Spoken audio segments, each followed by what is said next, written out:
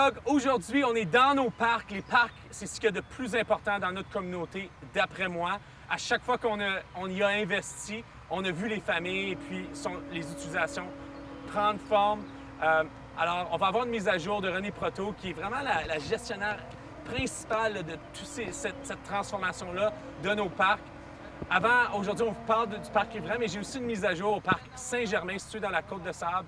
On refait les terrains de tennis cette année. Ça va débuter dans quelques semaines. Mais aujourd'hui, on en apprend davantage sur le progrès des travaux au parc Riverain. Vous voyez, ici même, il y a un aire d'eau qui va être formé, puis on va pouvoir l'utiliser plus tard cet été.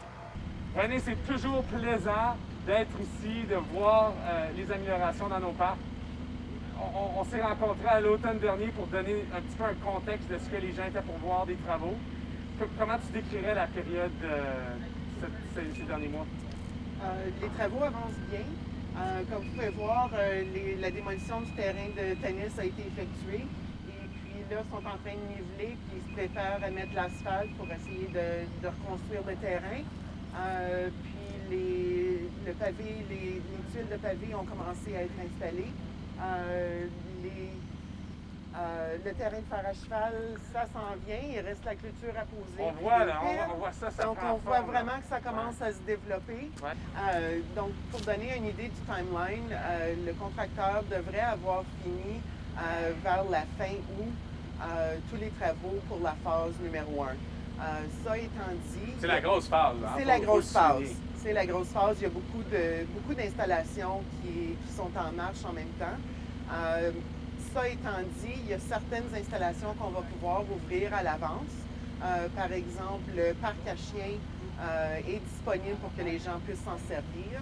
Le terrain de balle numéro 2, quand on va réouvrir au niveau de la province, puis les règlements de COVID vont pouvoir être réservés. Le terrain numéro 1, il reste à voir parce qu'il y a encore des travaux qui se promènent autour du terrain. Donc, la sécurité est toujours le principal enjeu. Là, René, on se retrouve à l'autre bout du parc. On a passé à travers une belle transformation. Dans le parc, auparavant, oui, il y avait un sentier pédestre, mais il était vraiment près de l'eau. Là, on voit vraiment les sentiers utilisés qui sont plus définis. Là. C'est ça. On a pu joindre un nouveau sentier, un bypass, si tu veux, qui va longer les terrains de baseball, puis qui a du nouveau éclairage aussi. Donc, ça va faciliter la tâche au printemps quand on sait l'eau a le potentiel de monter dans la zone d'inondation. Donc, au moins, les gens vont pouvoir rester à sec puis se servir de cette piste-là. On voit derrière nous ici cette section ici des espaces pour les plus jeunes. Là, il y a encore beaucoup de pièces à ajouter, mais on voit, c'est agréable de voir la transformation d'un parc existant.